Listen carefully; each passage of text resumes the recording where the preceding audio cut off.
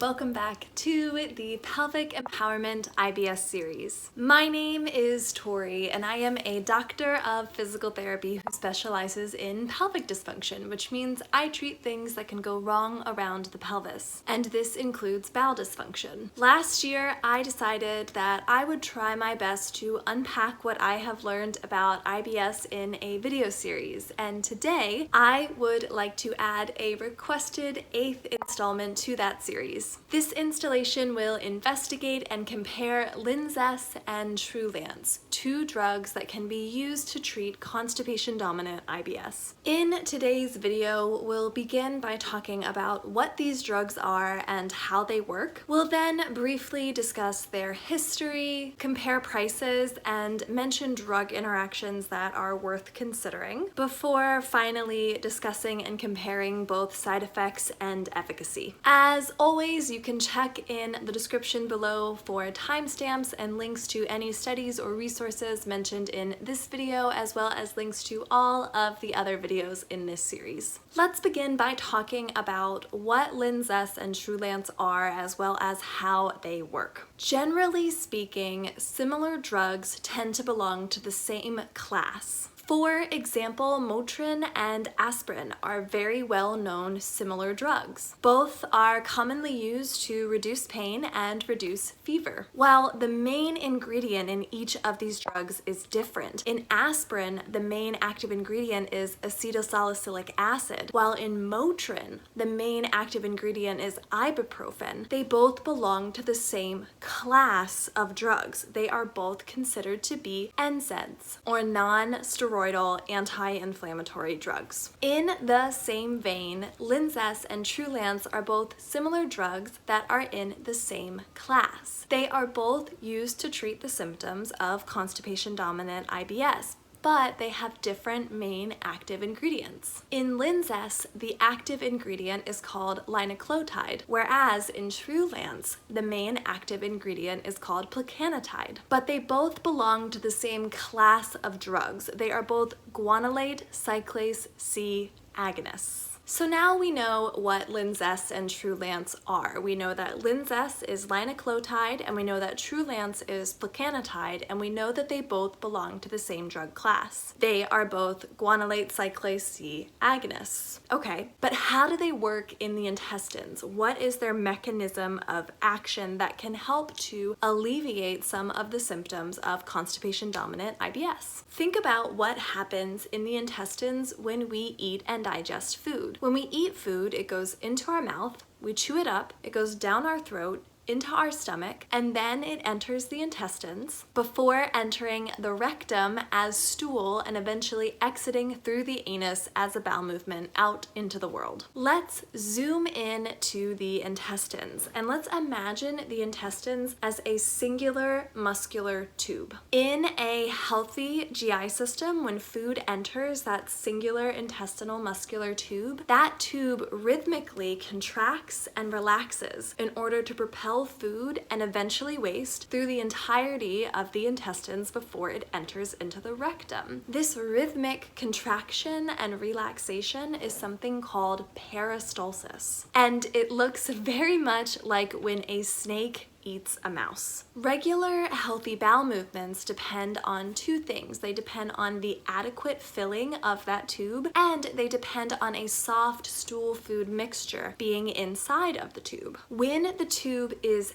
adequately filled, that gentle stretch stimulates peristalsis. It is the adequate filling of the tube and the resulting stretch on the walls of the tube that tell the tube that it's time to rhythmically contract and relax. When the tube is filled with that soft stool food mixture that we were talking about earlier, it gives the muscles of the intestines something easy to grip onto, so that as they rhythmically contract and relax, they can propel that food stool mixture at a normal speed through the intestines. to have a normal transit time, and then you end up with normal, healthy, regular bowel movements. However, if we try to imagine what's going on in that singular muscular intestinal tube when someone is constipated, you could imagine that those intestinal muscles might be clenched around dry, hard, and compacted stool. This usually translates to really slow transit time. It takes a long time for that stool to get to the rectum because, one, the intestinal tube isn't adequately filled, so nothing's stimulating that peristalsis, that rhythmic contract and relax that propels the stool down the intestines.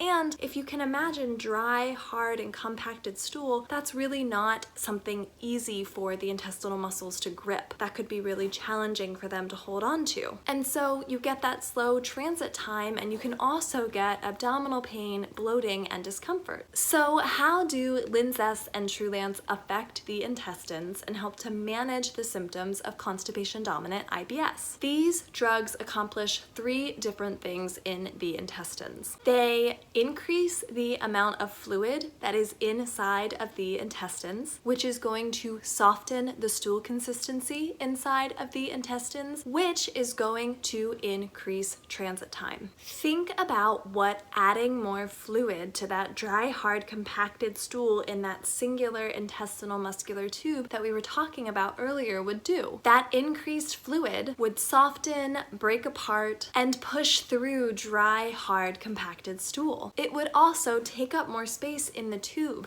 and gently stretch the tube, which would trigger peristalsis. And it would make the stool consistency within the intestines softer, giving the intestinal muscles something much easier to grip onto as they rhythmically contract and relax. There are also some animal studies that suggest that Linzess and Trulance may help to ease abdominal pain, but this hasn't been proven in humans yet. Both of these drugs are intended to be taken daily. With Linzess, you are supposed to take it on an empty stomach 30 minutes before consuming any food, whereas with Trulance, you can take it with or without food, without having to wait in order to eat. And both drugs can take about 1 to 3 weeks before they actually start working. Now that we've discussed what these drugs are and how they work in the intestines, let's briefly discuss their history, compare their prices, and talk about some important drug interaction considerations before finally comparing their side effects and their efficacy. Linzess was approved in 2012 as the first guanylate cyclase-C agonist on the market, and Trulance was approved 5 years later in 2017. Both drugs are prescription drugs, meaning you need a physician's prescription in order to acquire these drugs, and currently there are no generic versions of either drug available on the market, which means that these drugs can unfortunately be expensive. They usually are not covered by insurance, and they both run around $500 for a 30-day supply, although there do seem to be some discounts and special offers where you can get them closer to $400 for a 30-day supply. It is important to speak with your physician about any drugs, whether they are prescription or over-the-counter, that you are taking, because according to the National Library of Medicine, both drugs have drug interactions that are really worth considering. Linzess can potentially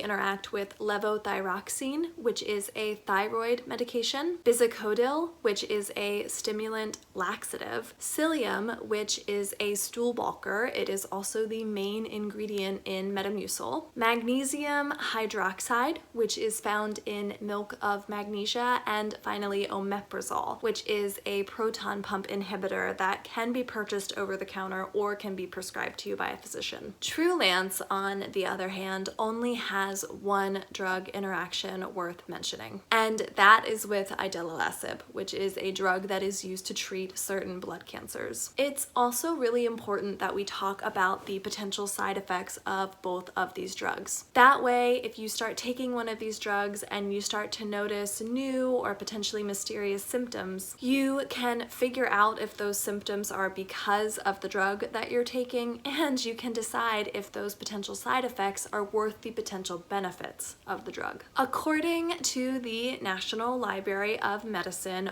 both Linzess and Trulance are known to cause diarrhea. This is the most frequently reported side effect of both of these drugs. Both of these drugs can also cause abdominal pain, bloating, and excess flatulence that can make you really gassy, and Linzess is also known to cause headaches in some people. So now we know what both drugs are. Now we know how both drugs work. We know that Linzess needs to be taken on an empty stomach 30 minutes before you have your first meal, and we know that Trulance can be taken with or without food. We know that they are comparable when it comes to their price, and we know that while both drugs do have some drug interactions that are worth considering, Linzess definitely has more drug interactions. And we also know that both drugs have a host of potential side effects. Let's finally talk about their efficacy and essentially try to answer the question, which drug is better? Which drug is more effective? The literature really doesn't seem to support one drug over the other when it comes to efficacy. This 2018 systematic review found that the drugs were similar in both safety and efficacy, and that there really weren't any significant differences in the occurrence of side effects, including diarrhea. There are other studies that exist that suggest that Trulance means potentially less diarrhea, but this review suggests that that difference is probably due to a difference in the definition used to define diarrhea that was used in those trials. So since the literature wasn't exactly helpful in trying to answer the question which drug is better, I turned to online patient reviews and read through as much anecdotal evidence as I could, and I compiled good reviews and bad reviews of both drugs and tried to pool out the similarities that I found in the good reviews and the bad reviews so that I could present them to you. So let's start with Linzess. Commonalities in good reviews for Linzess include that it takes 1 to 3 weeks for Linzess to start working, and that those 1 to 3 weeks can be uncomfortable, but that it will be worth it later. That you and your physician may need to play with the dosage in order to figure out what dose works best for your body. That regardless of the dosage, whether or not it works can be hit or miss, and so it's important that you are nearby a bathroom when you do take it, so that if you have a good Linzess day, you have access to a toilet. Finally, I've read that some people space out their dosages, some taking Linzess every other day, some taking Linzess every 2 days. Others claim that they have better success when they take it at night before bed instead of taking it first thing in the morning. Of course, tweaking the medication in this way is something that you would need to do with the guidance of your physician, but there are a number of people who claim that this sort of tweaking and playing with when they were taking it, what time of day, is what made Linzess a successful drug for them. Let's now talk about the commonalities in the bad reviews for Linzess. So, common bad reviews of Linzess include intense, unpredictable diarrhea that makes keeping a routine very challenging, worsening of hemorrhoids due to the diarrhea, fatigue as a difficult side effect, which is not one of the side effects that we mentioned earlier. And finally, there were a number of reviews that said that Linzess worked for them for a while, like a couple of months, and then all of a sudden just stopped working. Let's turn to Trulance now. Commonalities in good reviews for Trulance include, again, that it takes 1 to 3 weeks to start working, and that while those 1 to 3 weeks may be very uncomfortable, it's worth it once it does start. That it does give those who take it with success bowel movements that are on the looser end, but everyone who wrote those reviews claimed that having looser bowel movements was a lot better than having constipation and bloat. I also read a number of positive reviews about Trulance that mentioned pairing it with a healthy diet. There were some who claimed that Trulance and the FODMAPs diet were exactly what their body needed, while others claimed that Trulance and a high fiber diet is exactly what their bodies needed. And finally, there were mentions of Trulance really decreasing abdominal pain in the good reviews. Finally, let's discuss the commonalities in the bad reviews for Trulance. So again, unfortunately, one commonality was unpredictable, intense diarrhea that made keeping a routine challenging and worsening of hemorrhoids, both of which we talked about in the bad reviews for Linzess. I also wanted to mention that there were a number of bad reviews for Trulance that talked about weight gain as a side effect, which is not one of the side effects that we mentioned earlier. And of course, some people leave negative reviews for Trulance claiming that Linzess worked infinitely better for them, and some people leave negative reviews for Linzess claiming that Trulance worked infinitely better for them. The really tough thing about drugs in general is that there is no such thing as a good drug. Drugs have side effects, and drugs affect different people differently. I think one of the best things that you can do if you are thinking about using either of these drugs to potentially manage your constipation dominant IBS is to approach their use as a trial for symptom management and be armed with as much knowledge and information about the drug as possible before you start using it. That way you aren't attached to a specific outcome, and you can recognize what's normal, what's a potential side effect, what options you have to alter how you're using the drug to better fit you and your individual needs, and ultimately you can decide if the benefits of the drug are worthwhile for you and your unique individual GI system. On that note, thank you all so much for watching. I am honored to be creating this series, and I do intend to make more videos. I want to cover other treatment options for IBS. Viberzi is another medication that was requested. I also want to look into fecal transplants and some alternative medicine options. I'd also like to investigate IBS and its potential relationship to mood, anxiety, depression, as well as sleep and exercise. But if you have a different IBS related topic that you would like to see covered in this series, please leave your request in the comment section below. If you found this video helpful, please like it and share it. Feel free to comment requests or anything else in the comment section below. I do try really hard to read and respond to all of my comments. Don't forget to check me out on Instagram, and finally, please subscribe to my channel for more content not only about pelvic health things but also about life things. Thank you again so much for watching. I hope that you have a wonderful rest of your day, and I will see you in the next video. Bye.